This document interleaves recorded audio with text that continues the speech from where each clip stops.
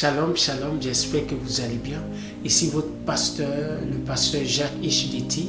Je suis vraiment très heureux ce soir d'être là avec vous parce que Métamorphose, c'est un temps de bénédiction, c'est un temps de restauration, c'est un temps de grâce, c'est un temps de bénédiction pour tous ceux qui ont le désir de servir Dieu.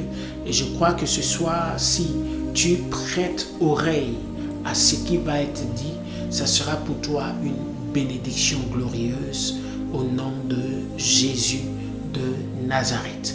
Et je vais prier pour que nous puissions commencer cette séance. Ô Père éternel, je te rends toute la gloire. Ton nom est célébré au milieu des nations. Ton nom est glorifié au milieu des nations. Et je veux, éternel, me soumettre à toi, soumettre ce temps de métamorphose, ce temps de bénédiction pour chacun d'entre nous qui le suivons. Je prie dans le nom de Jésus que ce thème que nous allons prêcher, que ça ne soit pas un thème prêché de par un homme, que toi-même tu t'intègres, éternel, dans ce temps que nous allons avoir dans le nom de Jésus de Nazareth. Éternel, aide-nous, comme Jean l'a dit, Seigneur, que je diminue afin que tu croisses, afin que ta gloire se révèle. Je prie dans le nom de Jésus qu'à travers ce message, tu démontres ta gloire, tu restaures les cœurs, qu'à travers ce message, quelqu'un soit touché. À travers ce message, la vie soit donnée à quelqu'un dans le nom de Jésus que nous avons prié. Que le Seigneur vous bénisse. Et le thème qui nous est assigné ce soir, c'est les résidus de l'onction. Les résidus de l'onction.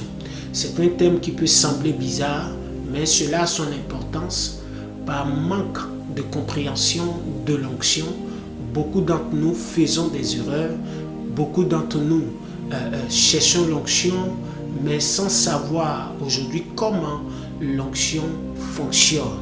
Et cela a été une bénédiction pour moi et je suis gré de pouvoir te l'annoncer aussi à travers la capacité que l'Esprit me donnera de le faire. Que le Seigneur te bénisse et qu'il bénisse tous ceux-là qui sont en route à suivre ce temps. Donc, je veux qu'on puisse prendre les Écritures dans Jean 4, le verset 14 qui nous dit ceci. « L'eau que je lui donnerai deviendra en lui une source d'eau qui jaillira jusque dans l'éternité. » Et le second verset qu'on va prendre, on va prendre 1 Jean 2 à partir du verset 27. Et voici ce que l'apôtre Jean nous dira. Il dit, « Pour vous, l'onction que vous avez reçue de lui demeure en vous. Et vous n'avez pas besoin que l'on vous enseigne. Mais comme son onction vous enseigne toutes choses et qu'elle est véritable et qu'elle n'est point un mensonge, demeurez en lui selon les enseignements qu'elle vous a donnés. » Waouh! Deux passages intéressants, deux passages pour ma part qui sont remplis de révélations et j'aimerais que ce soir tu sois assez concentré pour ce qu'il vient tout à l'heure. Donc nous savons tous que l'onction, c'est cette capacité de Dieu, c'est cette puissance de Dieu qui est avec, que Dieu donne à celui-là qui doit le servir, qui est avec tous ceux qui sont loin de Dieu, appelés à servir Dieu. Dieu leur donne une puissance pour un service spécifique. Et dans le Nouveau Testament, il y a plusieurs thèmes qui le définissent. Jean pouvait dire que celui qui vient après moi baptise de feu. Donc l'onction, c'est le feu de Dieu. L'onction, c'est la puissance de Dieu. Et il y a deux dimensions en ce qui concerne l'onction. Nous avons lu tout à l'heure, cette eau-là qui jaillit en nous, ça c'est l'onction intérieure, c'est l'onction avec quoi Dieu entretient une relation profonde avec chacun de nous, qui nous enseigne de l'intérieur. Et nous avons une autre onction qu'on appelle le baptême de feu une autre onction que dans l'Ancien Testament était l'Esprit avec la puissance de Dieu, avec ceux-là qui étaient assignés à faire quelque chose. Donc, il est vraiment important pour nous de pouvoir distinguer ces deux types d'onction. Voilà, tout chrétien reçoit le premier type d'onction qui est l'onction qui est à l'intérieur, cette source d'eau vive qui coule en nous jusqu'à dans l'éternité, cette onction qui nous enseigne toutes choses, cette onction à qui, lorsque nous prêtons l'oreille, nous montre les voies du Seigneur pour que nous demeurons dans cette voie bien qu'étroite, mais avec l'assistance du Saint-Esprit. Cette onction nous donne la capacité de pouvoir faire les bons choix et marcher dans la volonté de Dieu. Et je veux qu'on puisse lire un autre verset, et la Bible va nous dire en Actes 10, le verset 38, la Bible dit: vous savez comment Dieu a oint du Saint-Esprit et de force Jésus de Nazareth, qui allait de lieu en lieu, faisant du bien et guérissant tous ceux qui étaient sous l'empire du diable, car Dieu était avec lui. Car Dieu était avec lui. Donc la deuxième dimension de l'onction, c'est la force, ce qu'on appelle le dynamisme, c'est la puissance, le pouvoir que Dieu donne, la puissance de Dieu qui est donnée à celui-là qui doit le servir pour qu'il puisse le servir avec puissance. On se souvient que Paul disait que notre parole ne se repose pas sur des discours persuasifs, sur des explications énormes, mais aussi sur une démonstration de puissance, sur quelque chose de fort, sur quelque chose qui ferme les bouches, sur quelque chose qui donne à ceux qui veulent argumenter d'être étonnés. Et c'est cette force-là qu'on appelle l'onction avec nous, l'onction sur nous, la puissance de Dieu sur nous. Et dans le Nouveau Testament, comme je le disais, son nom a pris plusieurs formes. Son nom est devenu le feu de l'Esprit, son nom est devenu le baptême du Saint-Esprit, son nom a pris plusieurs galons. Et dans l'Ancien Testament, on a vu plusieurs onctions. Et nous avons vu l'onction, par exemple, qui était sur la vie de Moïse. Parce que l'onction, lorsque Dieu vous donne l'onction, comme je l'ai dit tout à l'heure, c'est pour un acte spécifique. C'est pour une chose spécifique. Aucune personne ne pourra recevoir l'onction sans avoir reçu de Dieu ce qu'on appelle le mandat. C'est après avoir reçu le mandat que Dieu va vous donner l'onction. Aucune onction ne vient dans la vie d'une personne de façon hasardeuse. Aujourd'hui, beaucoup de personnes vont dans la présence de Dieu. Seigneur, donne-moi l'onction, donne-moi l'onction, donne-moi l'onction. Mais l'onction, quand il est donné dans le but d'une fonction.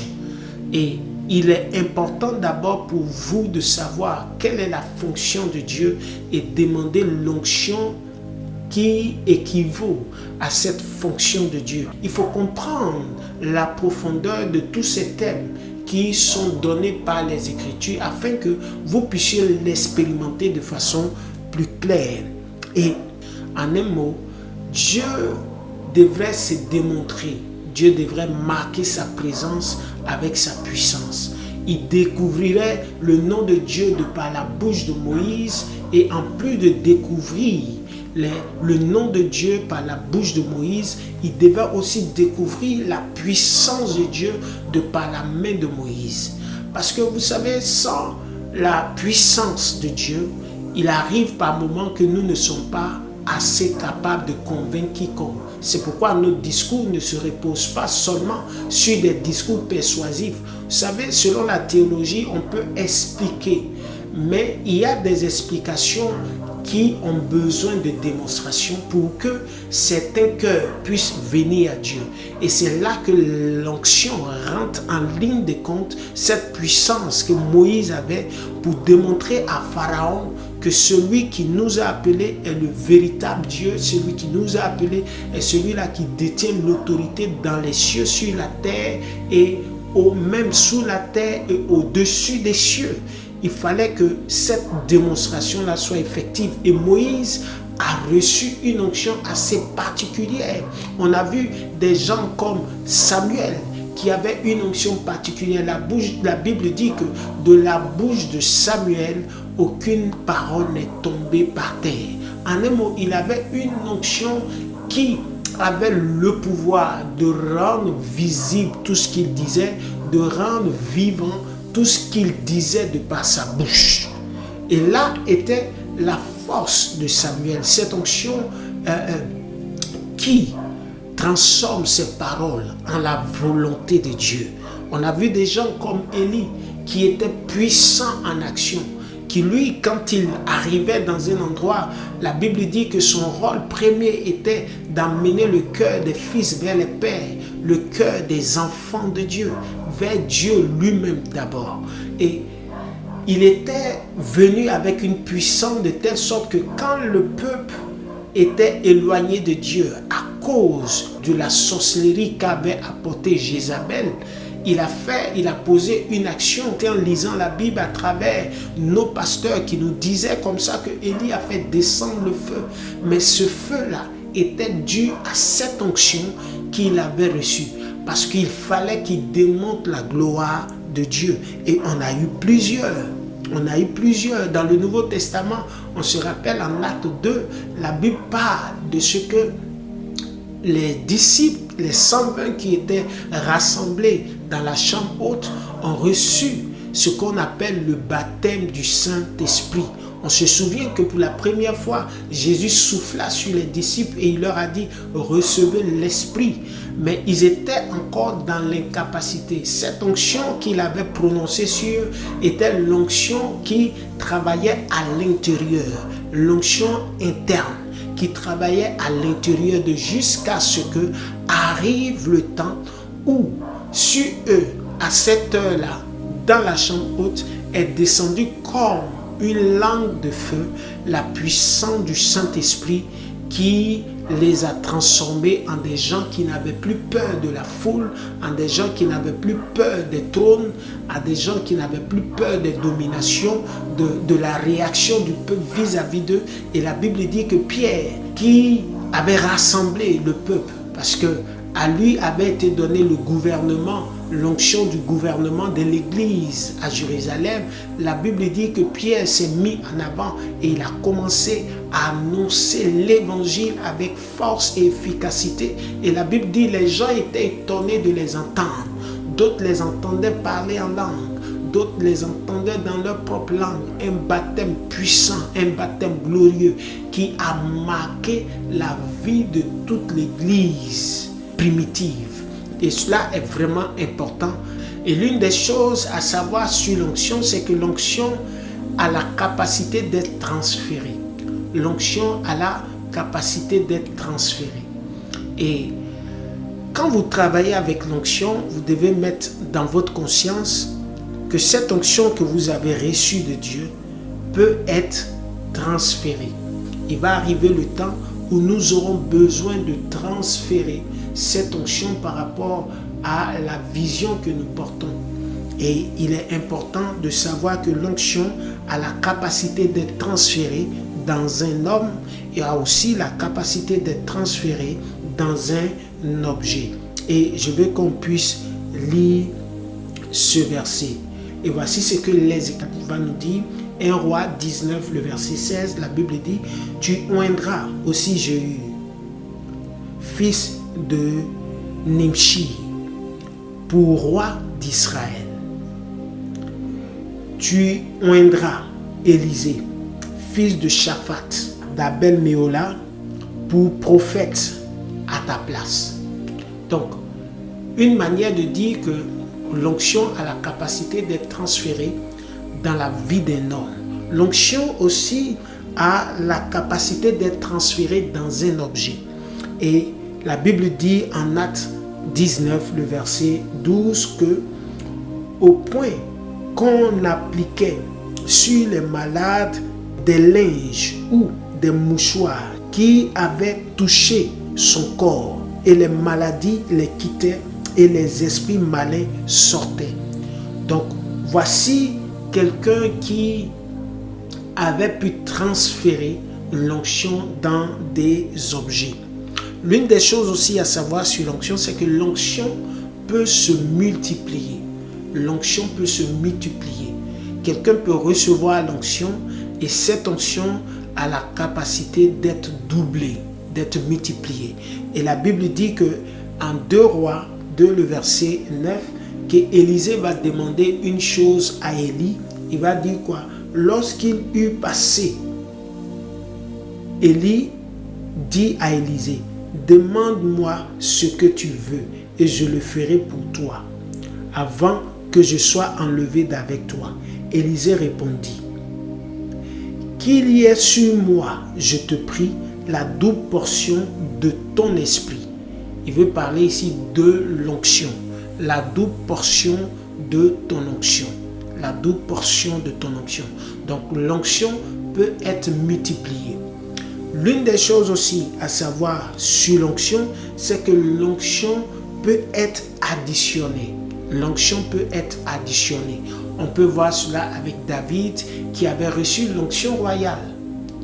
Au-delà de l'onction royale, David aussi était prophète.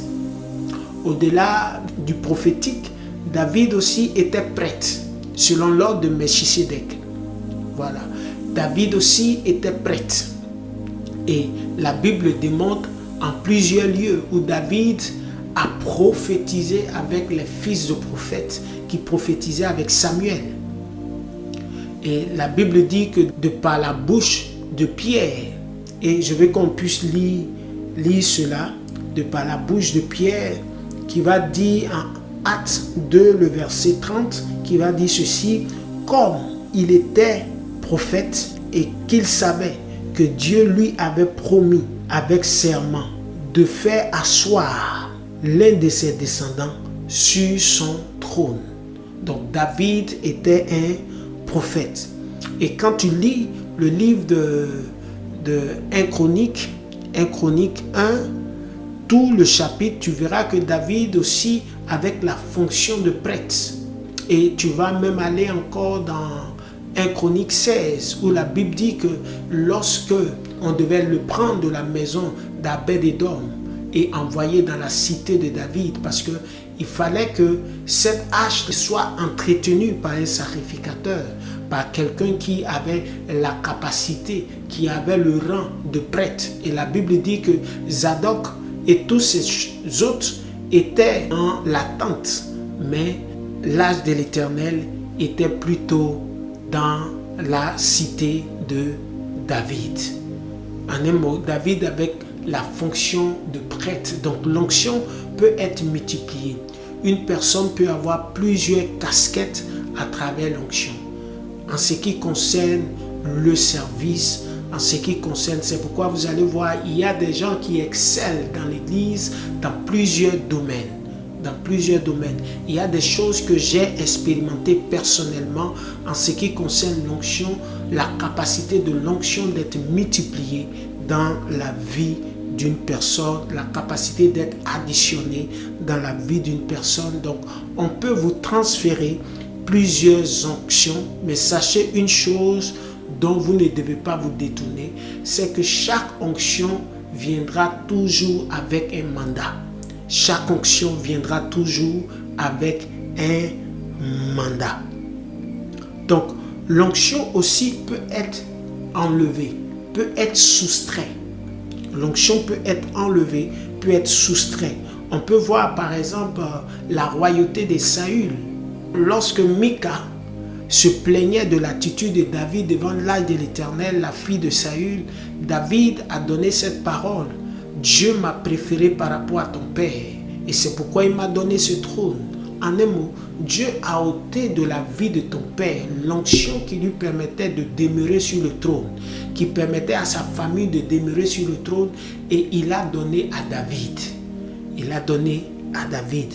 L'onction aussi a la capacité de garder ce que j'appelle des résidus. Des résidus. Voilà, ça, c'est la partie où j'aimerais que tu fasses l'effort de pouvoir mieux appréhender, mieux écouter, mieux saisir parce que tu auras besoin de ça pour pouvoir saisir l'onction. Et il y a certains dons de Dieu que tu peux recevoir à travers ce qu'on appelle les résidus de l'onction. C'est quoi les résidus? Les résidus, c'est ce qui reste après un fonctionnement, ce qui reste après une application, un exercice. Le résidu, c'est le reste. Le reste. Et je me rappelle de cette femme qui disait cette parole à Jésus lorsque Jésus disait qu'on ne donne pas les choses saines aux chiens. Cette femme a dit, Seigneur, les résidus, c'est-à-dire les miettes qui tombent sous la table, peuvent être aussi appréciées par les petits chiens. Et Jésus a dit, je n'ai pas vu d'aussi grande foi en Israël. Je n'ai pas vu d'aussi grande foi en Israël. Et ce qui est miette, c'est ce qu'on appelle des résidus. Des résidus. Et l'une des choses que vous devez comprendre en ce qui concerne l'onction, c'est que l'onction laisse toujours des résidus. Et comment l'onction peut laisser des résidus? Pour ceux qui se souviennent, lorsqu'Abraham était arrivé dans cet endroit où il avait bâti l'autel à Dieu et il avait appelé ce lieu-là Bethel. La Bible dit de même, lorsque Jacob fuyait son frère, était arrivé à cet endroit et il a pris une pierre pour le mettre juste comme un oreiller. Et la Bible dit que pendant la nuit, il va expérimenter quelque chose et cette expérience sera de voir des anges monter et descendre en ce lieu-là. Et Jacob va répéter les mêmes paroles de son grand-père Abraham et il va dire ceci, ici c'est Bethel. Ici c'est Bethel, comme si le lieu avait gardé des résidus. Le lieu avait gardé des miettes de ce passage-là. Ce lieu-là était devenu comme un lieu saint, un lieu consacré à la puissance de Dieu, un lieu consacré à la force de Dieu. Donc il y a des endroits où l'onction peut avoir été réservée. Je me rappelle d'un témoignage, je crois, j'ai un peu oublié l'homme de Dieu, mais je me rappelle de ce témoignage-là où je crois que c'est Benny Hinn qui était arrivé dans un hôtel et il avait passé un temps dans cet hôtel et après quoi il est parti. Et il y a un homme de Dieu qui a demandé à ce que la chambre de Benny Hinn ne soit pas nettoyée, mais qu'il aimerait y résider lui aussi. Parce qu'il croit que dans l'espace où a vécu un oint de Dieu, il reste toujours ce qu'on appelle des résidus de l'onction, qu'il pouvait taper dedans pour pouvoir recevoir aussi une portion de cette onction. Et la vie de cet homme a été changée à travers cette impactation que lui-même a provoquée. Voilà, pour ceux qui auront son nom dans les commentaires, vous pourrez simplement l'écrire. Mais cet homme a été énormément béni après ce passage. Et il y a eu plusieurs personnes qui ont connu cette réalité. Il y a des endroits qui ont gardé ce qu'on appelle des résidus. Des résidus. En ce qui concerne le mur de lamentation, il y a des endroits en Israël qui ont gardé ce qu'on appelle des résidus. Et le judaïsme est assez conscient de cette réalité. C'est pourquoi jusqu'à présent, le mur de lamentation a toujours gardé ses empreintes. Quand tu prends Lamentation 3, à partir du verset 7, tu vois combien de fois le cœur de cet homme, Jérémie, criait à Dieu avec beaucoup d'insistance. Et c'était à ce mur-là que ce fameux verset que nous tous nous connaissons, les bontés de l'Éternel se renouvellent à chaque matin. C'était à ce mur que Jérémie a fait sortir cette révélation, il est resté là pendant des jours. Il était comme enchaîné dans ce lieu, en train de crier à Dieu, en train de se lamenter, en train de jeûner et prier. Et ce lieu a gardé ce qu'on appelle les résidus de l'onction. Et à travers ce lieu, tous ceux qui y vont prier, généralement à 90%, reçoivent l'exaucement. Et ceux qui sont au courant des résidus de l'onction font l'effort de pouvoir aller dans certains espaces, font l'effort de pouvoir aller dans certains lieux. Vous savez, quand vous lisez la Bible, vous allez être surpris d'une action qui fut posée par Élie. Par Élie. Souvent, je me dis que ça, c'est ma compréhension personnelle. Je ne l'impose à quiconque. Mais dans mon analyse, j'ai l'impression que Élie a tapé dans l'onction de Moïse. Quelqu'un va me dire, mais pourquoi? Et comment cela peut-il s'expliquer? Regardez une chose, lorsque Moïse était arrivé juste à quelques pas, Moïse était arrivé à quelques pas de Canaan, Dieu va se révéler à lui et Dieu va lui dire ceci: Moïse, tu ne dépasseras pas le Jourdain. Tu ne dépasseras pas le Jourdain, tu resteras là. Et la Bible dit que dans ce pays, je crois, si je ne me trompe, c'est Moab. Moab, sur le territoire de Moab en ce temps-là, Moïse est resté dans cet endroit. Et c'est là que Moïse, on dira que Moïse est mort, mais personne n'a vu son corps. La Bible nous dit que les anges et Satan ont lutté le corps de Moïse. Mais ici, à travers juste ce lieu où Moïse a été enlevé, la Bible dit que quand le jour où l'Éternel devait se révéler à Élie pour son départ, la Bible dit que c'est aussi au même endroit que Élie est parti. Et la Bible dit que Moïse, il est resté au-delà du Jourdain. Il n'a pas traversé. Mais lorsque Élie devait être enlevé, la Bible dit qu'il a traversé. Et l'une des choses qui va marquer, parce qu'on va le voir tout à l'heure, l'empreinte de cette onction, ça sera qu'il a divisé l'eau en deux. Mais ça, on le verra bien plus tard dans les différentes explications en ce qui concerne les résidus de l'onction. Et la Bible dit que c'est le même miracle qui venait attester la similitude de l'onction de Moïse qui s'était déployée quelque part sur la vie d'Élie va être manifeste en divisant l'eau. Et c'est dans le même endroit où Moïse a été enlevé que Élie aussi a été enlevé. Donc, il y a des endroits qui gardent ce qu'on appelle des résidus, les résidus de l'onction. Des résidus de l'onction. Il y a aussi des postes qui gardent ce qu'on appelle des résidus de l'onction. L'une des choses aussi à savoir sur l'onction, c'est que l'onction ici a des antidotes. Quelqu'un me demandera, mais de quoi il parle? L'onction a des antidotes. L'onction a des antidotes. Et comment l'onction a des antidotes? Je le dirais que l'onction a sa part positive et l'onction a sa part négative. Voilà, pour qu'on puisse mieux comprendre, quand je parle des antidotes, je veux parler de ce que le royaume des ténèbres fait ou bien exerce par rapport à une onction spécifique. Par rapport à une onction spécifique. Ce que vous devez savoir en ce qui concerne l'onction, comme je l'ai dit, aucune onction ne peut venir sans un mandat spécifique.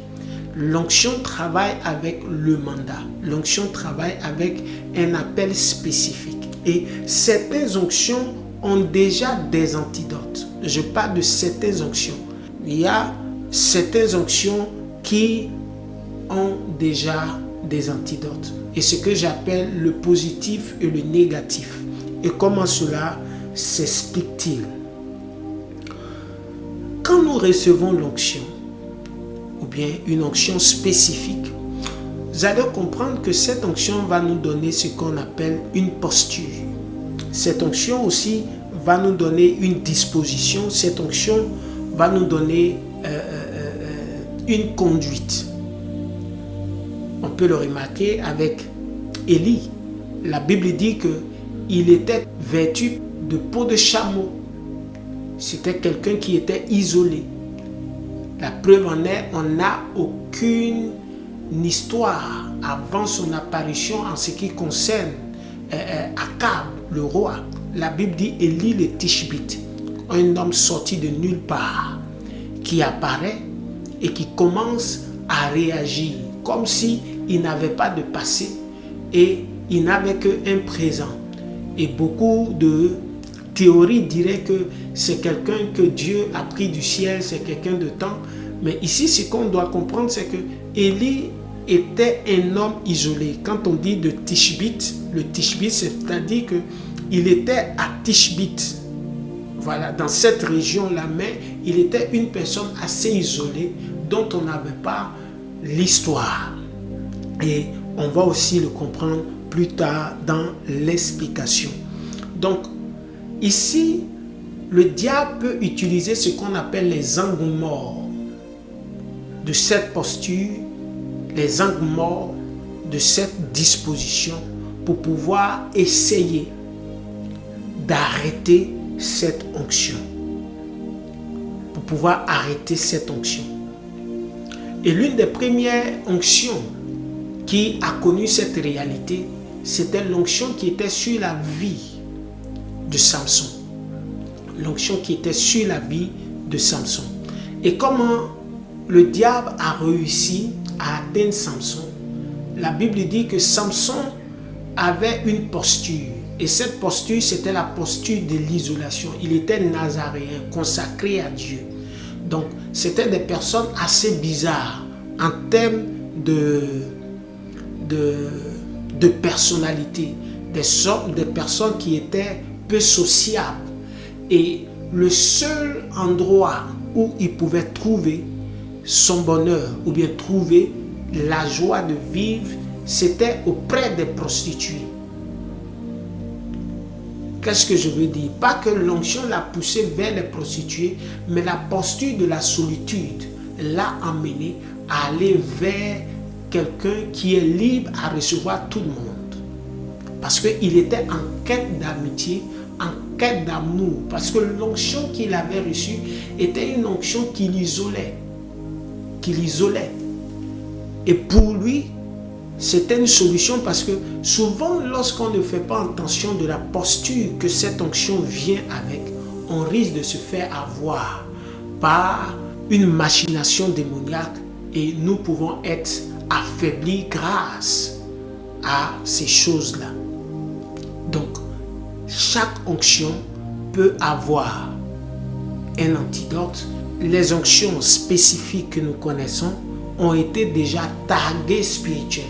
De telle sorte que celui qui le reçoit, il aura toujours les mêmes antidotes qui viendront contre lui. Donc, pour terminer avec Samson, Samson a connu une réalité à cause de l'angle mort de la posture de Samson et parce qu'il n'a pas su exploiter avec sagesse cet angle mort. Parce que vous pouvez recevoir l'onction, mais quand vous recevez l'onction, sachez une chose, vous avez besoin de sagesse pour maintenir cette onction. Et c'est cette part de sagesse-là que vous avez besoin à travers ce qu'on appelle l'onction de l'intérieur. L'onction qui nous enseigne toutes choses. Parce qu'il y a des gens qui ont l'onction, mais qui refusent de communier avec l'onction de l'intérieur. Ils ont l'onction parce que Dieu les a appelés à accomplir quelque chose de spécifique. Ils sont le bras valide, le bras valable. Ils sont la personne adéquate. Ils sont la pièce, sinon que le vase capables de pouvoir remplir ce principe. Mais quand ils vont sur le terrain, beaucoup d'entre eux refusent de pouvoir communiquer avec ce qu'on appelle l'onction de l'intérieur. C'est pourquoi Dieu nous a donné deux types d'onction. Un qui nous enseigne, qui nous maintient en Dieu, qui nous permet de développer notre nature christique ou bien notre nature divine à travers la présence de l'Esprit qui nous enseigne toutes choses. Et il y a cette puissance que nous recevons de la part de Dieu qui est l'empreinte de sa puissance, de sa présence en nous. Et quand vous recevez l'onction, il est beaucoup important de savoir que vous avez besoin, au-delà de cette puissance, d'une sagesse qui vient d'en haut, d'une sagesse qui vous enseigne profondément, de peur qu'au lieu que cette puissance devienne quelque chose de glorieux, devienne pour vous un malheur. Vous pourrez sauver les gens pour qui Dieu vous a appelé. Mais comme Paul l'a dit à Timothée, fais attention à toi. Prends soin de toi, de peur que après avoir annoncé le salut, toi-même tu puisses être écarté de la récompense de ce salut-là. Donc l'onction de l'intérieur permet que nous puissions mieux maintenir l'onction qui est avec et sur nous. Et Samson n'a pas écouté ce qu'on appelle l'onction intérieure. Parce que en leur temps, il leur fallait beaucoup de sagesse. Dans l'Ancien Testament, le Saint-Esprit n'était pas en eux, mais le Saint-Esprit descendait.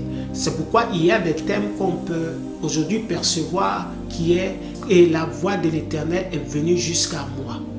La voix de l'Éternel est venue jusqu'à moi. La parole de l'Éternel est venue jusqu'à moi. Parce qu'en leur temps, le Saint-Esprit n'était pas en eux. Le Saint-Esprit descendait. C'est pourquoi ils pouvaient entendre Dieu de façon audible. Aujourd'hui, il est difficile d'entendre Dieu audiblement. Parce que, en réalité, Dieu voudrait que cette voix-là sorte de nous. Non, vient de l'extérieur parce que le Saint-Esprit habite déjà en nous à travers la régénération de la nouvelle naissance. Donc, revenons rapidement à notre thème pour la compréhension profonde de cette histoire d'antidote. Donc, l'ange mort a été saisi par Satan et il a traité Samson comme un idiot qui va jusqu'à confier le secret que Dieu lui avait donné. Et Satan, vous allez voir que s'il y a une personne qui vient avec cette même type d'onction, parce qu'il aura forcément la même disposition, Satan enverra toujours pas une autre antidote. Il enverra ce qui a vaincu le premier, c'est-à-dire une Delilah, pour pouvoir faire asseoir ou tuer la capacité de cette onction. Et nous avons encore une autre réalité d'une autre onction qui est l'onction qui était sur la vie d'Élie. Vous savez, j'ai beaucoup été béni à travers ce thème parce que Dieu m'a ouvert une compréhension qui moi-même m'a édifié et je crois qui pourra t'édifier. Vous savez, au temps d'Élie, Élie avait une onction et l'attitude qui était accompagnée, c'est-à-dire l'attitude qui accompagnait l'onction qui était sur la vie d'Élie était ce qu'on appelle la fougue. Élie était un homme fougueux, était un homme qui imposait son autorité. Quand il arrive quelque part, il ne doit pas passer inaperçu. Il faut qu'on sente que son Dieu est là. Il faut qu'on sente que la puissance de Dieu est dans les parages. Et la Bible dit que cette même onction d'Élie avait travaillé avec la fonction du trône. Plutôt est allée contre la royauté par rapport aux attitudes, par rapport au comportement royal. Et la Bible dit que Jézabel va envoyer une lettre à Élie. Et Jézabel va lui dire, que les dieux me traitent dans toute leur rigueur, si moi, Jézabel, je ne te tranche pas la tête. Je ne te tranche pas la tête. Et dans les résidus que l'onction va laisser, il y a aussi cette partie du combat spirituel lié à cette onction. À cette onction. Et Élie, après avoir vécu, était en difficulté avec Jézabel, qui était la femme d'Akab, le roi d'Israël, mais qui, elle, n'a pas pu atteindre Élie. Mais la Bible dit que cette même onction d'Élie reviendrait. Et vous allez comprendre que Jézabel fut la femme qui a fait fuir ce grand homme qui était capable de pouvoir faire descendre le feu du ciel. Ce grand homme qui était capable de pouvoir faire descendre le feu du ciel. Et il fuyait et il dit à Dieu, Seigneur, j'ai battu du zèle pour toi. Et voici comment cette sorcière de Jézabel aimerait que je finisse. Et Dieu lui dit, qu'est-ce que tu fais là? Va dans tel lieu, oint Jéhu, oint Élisée à ta place. Le grand homme a fui de peur qu'on lui ôte la tête.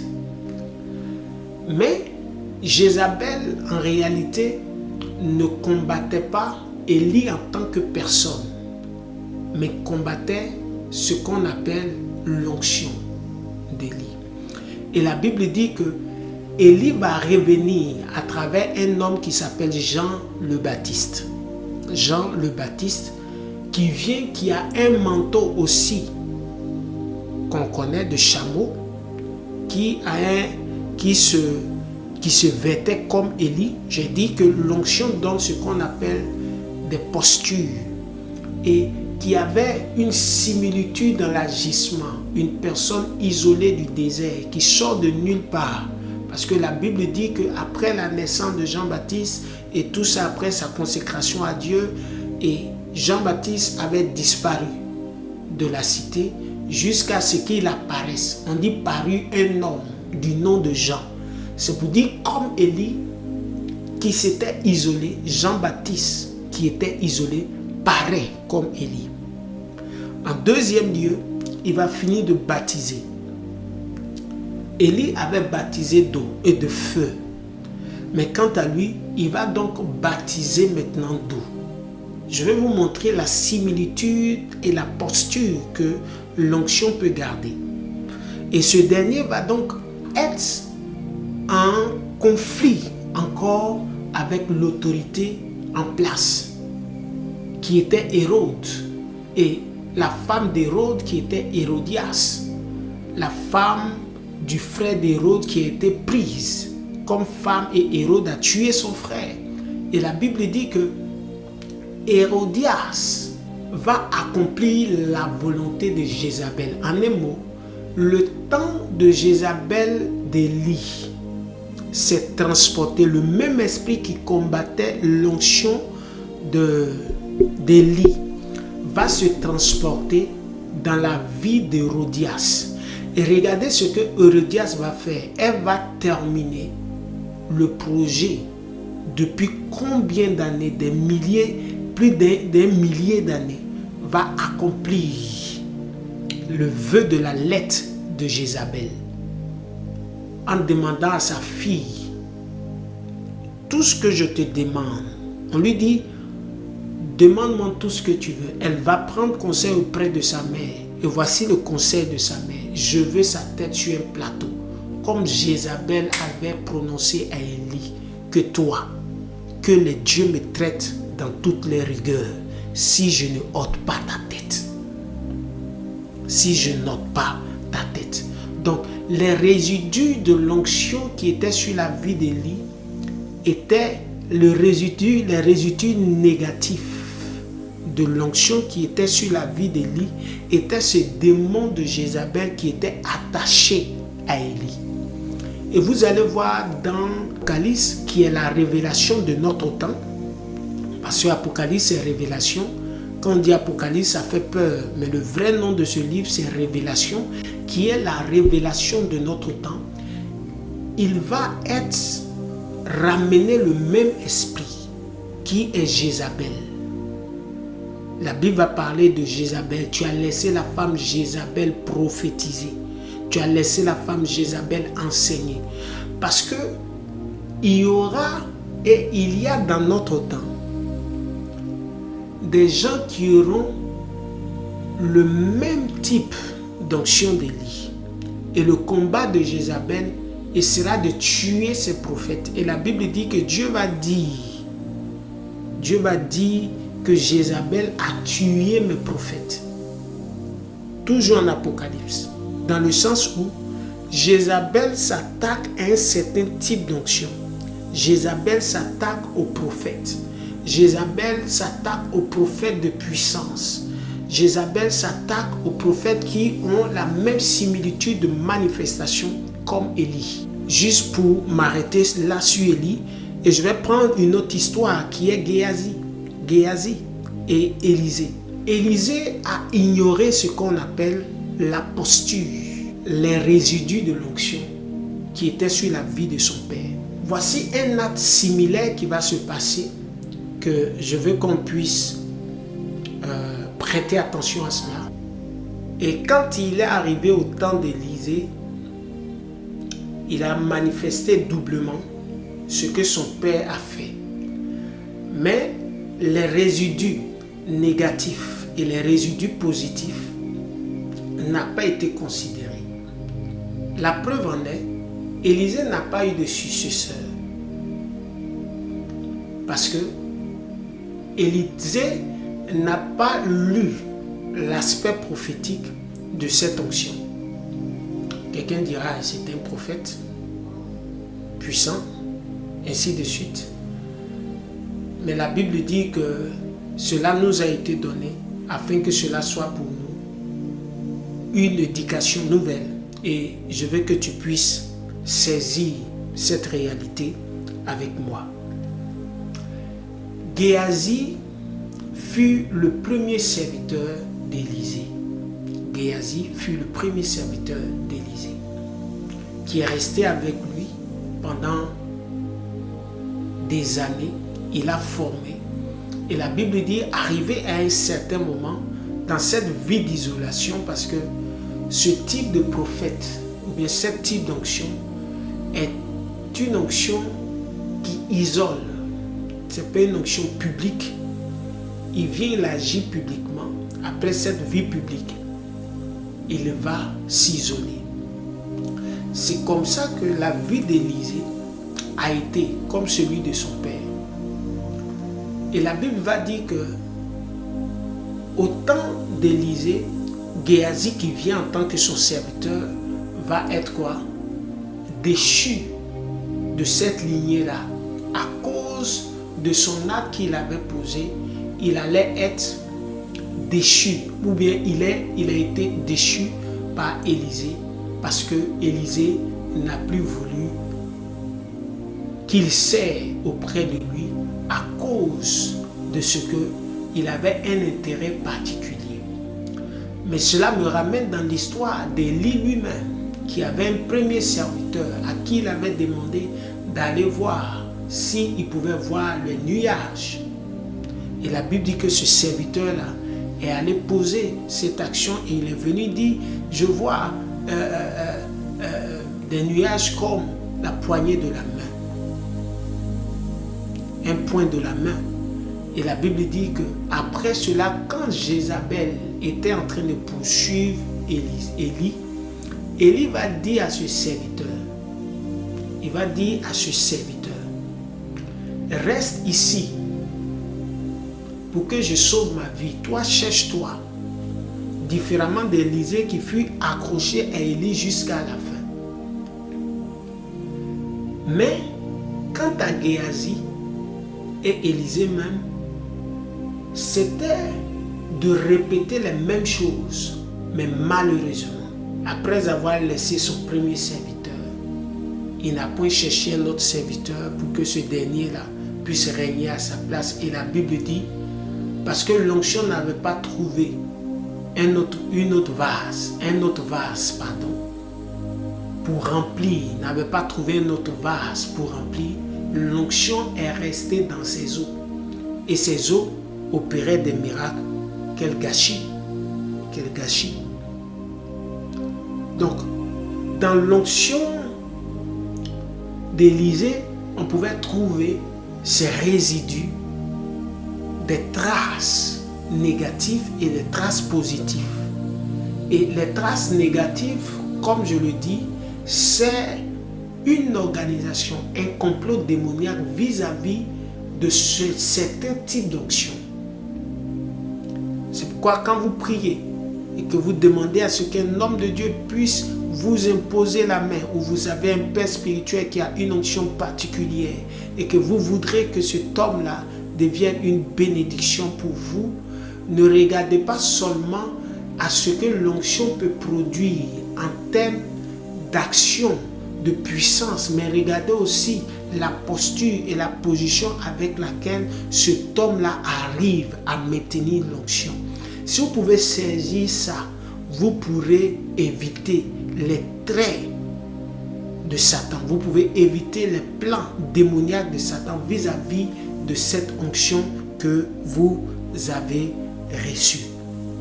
Donc, il y a certains types de démons qui peuvent targuer des onctions. Des onctions. C'est comme aujourd'hui, nous qui avons reçu l'onction de Christ. Christ même dit, si nous sommes en lui, l'onction que nous avons reçue, et parce que nous voulons œuvrer pour lui, l'une des choses que cette onction va nous demander, ça sera de la mort de soi. Il faut qu'on meure. Dans l'onction christique, dans l'onction de Jésus qu'on reçoit, il y a ce qu'on appelle la mort. C'est pourquoi quand lui-même il est venu, l'une des premières des choses qu'il a posées comme action, il est mort pour nous. Et il va nous répéter ça en 1 Jean 3, le verset 16, où il dira, de la même manière que j'ai donné ma vie pour vous, vous aussi donnez votre vie pour vos frères. Donc dans l'onction de Christ, il y a ce qu'on appelle la mort, les résidus. Et au milieu de ces résidus se trouve la mort. Se trouve la mort. Se trouve la mort. Quels sont les résidus de l'onction que tu portes? Est-ce un homme qui t'a imposé la main? Commence à étudier la vie de cette personne. Pas plus que Jésus, bien sûr, mais commence à faire des remarques, à faire des analyses. Il y a des hommes de Dieu qui ont porté l'onction d'une certaine autorité spirituelle, un autre homme de Dieu, mais qui ont fini par reproduire les mêmes erreurs. Ils ont été confrontés aux mêmes démons, confrontés aux mêmes réalités. D'autres se sont en sortis, d'autres ont répété ce qu'ils ont répété et ce que leur père a fait. Et au lieu d'arrêter le cycle, au lieu d'être capable de pouvoir vérifier ces résidus de l'onction, ils ont été menés dans la danse. D'autres ont été confrontés. Vous savez, il y a un certain type d'onction qui est confronté à la maladie. Paul, par exemple, quand il parle de son apostolat, il dit il a en lui une écharpe qui l'empêche de se glorifier. Ce type d'onction, es-tu prêt à le prendre? Parce que l'excellence de la connaissance de Jésus va te donner l'impression que tu as tout ce dont tu as besoin. Tu es le super homme, tu es le plus meilleur, tu es le plus précieux, tu es le plus excellent. Mais une chose, il y a une écharpe. Il y a une écharpe dans les résidus de cette onction. On peut parler de plusieurs, même les gens de notre temps. Leurs fils ont repris la même chose. Mais je crois dans le nom de Jésus. Les erreurs de ton père ne seront pas tes erreurs. Parce qu'il a fait ses erreurs pour t'enseigner toi. Mais ne fonce pas tête baissée dans les erreurs. Il y a des gens qui sont loin. Aujourd'hui, j'ai appris à ne pas blâmer. J'ai appris à ne pas critiquer. J'ai appris à ne pas regarder un homme de Dieu au réveil, comme s'il n'était rien lorsqu'il échoue, lorsqu'il est dans une posture pas trop extra. J'ai appris à ne plus blâmer ces personnes-là parce que le Seigneur m'a fait comprendre qu'il peut arriver que l'onction qu'il porte puisse avoir un antidote déjà préparé par le monde des ténèbres pour que tous ceux qui auront ce manteau, ça soit ce genre d'esprit qui aille les attaquer. Certains peuvent tomber, mais ça ne fait pas d'eux des incapables. Mais c'est ces résidus de cette onction. Pas que je cherche à excuser tous ceux qui décident volontairement à vivre dans le mal. Non. Mais à vous faire comprendre qu'une onction peut garder des souvenirs. L'onction d'Élie a pu garder le souvenir de Jézabel. Et toutes ces choses. Donc, dans le nom de Jésus, tu feras mieux que tes pères. Tu ne feras pas les mêmes erreurs. Parce que leurs erreurs sont un témoignage pour toi, pour ne pas que tu retombes à l'intérieur. Les résidus de l'onction. Que le Seigneur te bénisse. Je veux croire que ce message t'a fait du bien et qu'à travers ce message, Dieu fasse croître l'onction sur ta vie. Que Dieu te donne la possibilité de marquer plusieurs générations après toi. Que Dieu te donne la force de marcher dans cette énergie glorieuse de la puissance de Dieu. Si ton onction avait un esprit ou bien était attaquée de façon négative par un certain type de démon, je déclare dans le nom de Jésus que tu es libéré de cette charge au nom de Jésus et que ce démon et ces esprits qui attaquent ce type d'onction que tu as échouent maintenant au nom de Jésus de Nazareth. Que aucun résidu négatif, aucun résidu, aucun souvenir démoniaque ne puisse avoir accès à ta vie. Ne puisse avoir accès à ta vie. Dans le nom de Jésus. Sois béni là où tu es et à la prochaine pour de nouveaux enseignements que je crois qui sera pour tous une bénédiction. Que Dieu te bénisse.